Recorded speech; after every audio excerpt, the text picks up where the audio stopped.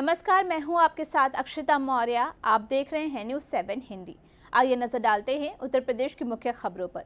31 जुलाई 2025 को थाना घाटमपुर के अंतर्गत कस्बा में एक मासूम बच्ची के साथ उसके पड़ोस में रहने वाले व्यक्ति जो उसके रिश्ते में उसके चाचा लगते हैं के द्वारा उसके साथ अनैतिक कार्य किए जाने की सूचना पुलिस को प्राप्त हुई। सूचना के उपरांत पुलिस द्वारा उसके परिवारजनों से तहरीर लेकर समुचित धाराओं में अभियोग पंजीत किया गया, वहीं तथा अग्रिम वैधानिक कार्यवाही की जा रही है। आपको बता दें कि पड़ोसी युवक जो कि 45 वर्ष का है ने मासूम को बिस्किट दिलाने का लालच देकर उसे दुष्कर्म की घटना को अंजाम देना चाहा है। आज दिनांक 31 जुलाई 2025 को थाना घाटमपुर के अंतर्गत कस्बा में एक 11 वर्षीय बच्ची के साथ उसके पड़ोस में रहने वाले व्यक्ति जो उसके रिश्ते में उसके चाचा लगते हैं के द्वारा उसके साथ अनैतिक कार्य किए जाने की सूचना प्राप्त हुई। सूचना के उपरांत उसके परिवारजनों से तहरीर लेकर समुचित धाराओं में अभियोग पंजीकृत किया जा रहा है तथा अग्रिम वैधानिक कार्रवाई संपादित की जा रही है। घाटमपुर सीएससी में कार्यरत चीफ फार्मासिस्ट सतीश सचान व सुरेंद्र पटेल का रिटायरमेंट होने पर विदाई समारोह का आयोजन किया गया, जिसमें मुख्य अतिथि के रूप में deputy CMO doctor Kailash Chandra व चिकित्सा अधीक्षक डॉक्टर पवन सचान मौजूद रहे। वहीं फार्मासिस्टों का फूल माला पहनाकर खुशी खुशी उनकी विदाई की गई। डॉक्टर पवन सचान ने बताया कि चीफ फार्मासिस्ट सतीश सचान ने अपनी नौकरी को सरकारी नौकरी नहीं समझा, वे दिन रात सेवा भाव में लगे रहते थे। जनता उनको याद करेगी। इस मौके पर नेत्र विभाग के डॉक्टर उदय सचान, लखपत डॉक्टर दिनेश सचान, सरबिंदु तिवारी व घाटमपुर के सम्मानित लोगों सहित करीब 2 सैकड़ा लोग मौजूद रहे।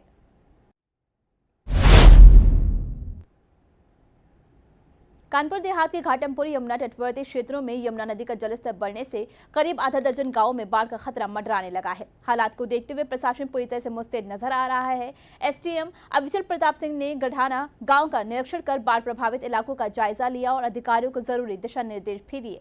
वहीं चिकित्सा अधीक्षक डॉक्टर पवन कुमार के नेतृत्व में स्वास्थ्य विभाग की टीमें बाढ़ पीड़ित गाँव में पहुंची है, जहाँ लोगों की जाँच कर दवाएं वितरित की जा रही है। प्रशासन ने गढ़ाता, अगजरपुर, नत्थू स्मारक विद्यालय और संत वैरागी बाबा स्मारक कॉलेज में बाढ़ चौकियों और शरणालय संचालित किए हैं, जहां जरूरत पड़ने पर भोजन, पानी, मेडिकल सुविधा और चारे की व्यवस्था की जाएगी। सभी बाढ़ प्रभावित गांवों में लेखपाल, पुलिस बल, फ्लड पीएससी और रेस्क्यू टीम तैनात की गई है। वहीं ग्राम प्रधानों और स्थानीय लोगों को व्हाट्सएप ग्रुप से जोड़कर सतर्कता बढ़ाई गई है। प्रशासन ने एसडीएम, तहसीलदार और अन्य अधिकारियों के नंबर भी सार्वजनिक किए हैं ताकि किसी भी आपात स्थिति में तत्काल मदद मिल सके। ये यमुना नदी का बेल्ट है ये पूरा, यहाँ पर कुछ गांव हैं जो बाढ़ प्रभावित होते हैं। अभी जैसा आप देख रहे हैं आसपास पानी है, गांव के पास भी पानी पहुंच गए हैं। तो गढ़ाथा है, अमिर्दपुर है, कुछ गांव हैं, तो हम लोग उसी का निरीक्षण कर रहे हैं। हमारी जो तैयारी होती है बाढ़ के दृष्टिगत वो पूरी है। बाढ़ चौकी हमारी रेडी है, बाढ़ शरणालय भी है, पीएससी बल भी यहाँ पर है, पूरा एक कंपनी आई हुई है, बस आप देख सकते हैं वहाँ पर। और हमारी पूरी राजस्व की टीम और साथ ही साथ पुलिस को भी इंफॉर्मेशन है और हम लोग पूरा निरीक्षण करके जो भी आवश्यक इसके बंदोबस्त हैं वो हम लोगों की पूरी प्रिपेयर्डनेस है, तैयारी है और हम लोग उसको कर रहे हैं।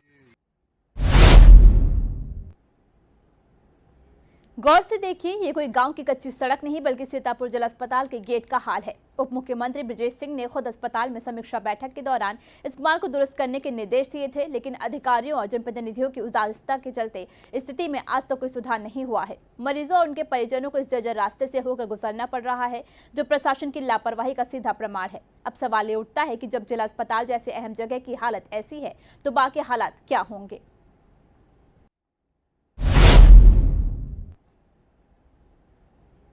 महोबा जिला अस्पताल में लापरवाही का एक और शर्मनाक तस्वीर सामने आई है, जहां इलाज के अभाव में एक वृद्ध महिला मरीज तुलसीदास की मौत हो गई। मामला गुरुवार रात का है, जब रेवाई गांव की मानसी अपने ससुर को पेट दर्द और उल्टी की शिकायत पर अस्पताल लाई थी। डॉक्टर ने मरीज को भर्ती तो किया, लेकिन बाहर की महंगी दवाएं लिख दी, जिससे मानसी ने 800 रुपए उधार लेकर खरीदा। परिजनों का आरोप है कि देर रात तक कोई डॉक्टर मरीज को देखने तक नहीं आया और इलाज के बिना ही तुलसीदास की हालत बिगड़ती गई और मौत हो गई। गुस्साए परिजनों ने अस्पताल में हंगामा किया और डॉक्टरों पर भी गंभीर आरोप लगाए। इसी वार्ड में भर्ती एक अन्य मरीज लक्ष्मण ने भी लापरवाही की पुष्टि करते हुए बताया कि उन्हें भी समय पर इलाज नहीं मिला और 450 रुपए खर्च कर बाहर से इंजेक्शन मंगवाना पड़ा। ये घटनाएं जिला अस्पताल की व्यवस्थाओं पर गंभीर सवाल खड़े करती हैं, जहां न डॉक्टर समय पर पहुंचते हैं, न मरीजों को उचित इलाज मिलता है।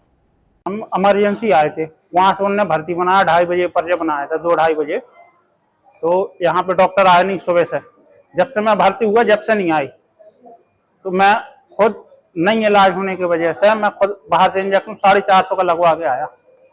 क्या नाम है आपका? मालती कहाँ के रहने वाली हो? रवाई थी। कहाँ और किसको दिखाने आई थी? अपने ससुर को तुलसीदास को दिखाने आई थी। क्या दिक्कत थी?